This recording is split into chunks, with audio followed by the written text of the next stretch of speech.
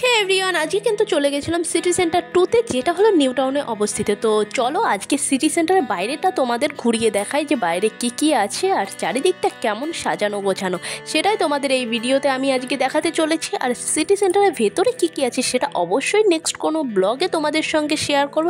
আর এটা দেখে নাও বাইরেটা। এখানে কিন্তু মানুষ শপিং করার থেকে আড্ডা মারার জন্যই বেশি আসে। নতুন হলে কিন্তু সাবস্ক্রাইব করে নিতে ভুলো না নতুন নতুন ভিডিও দেখার জন্য। আর দেখে নাও সিটি সেন্টারের বাইরেটা কেমন।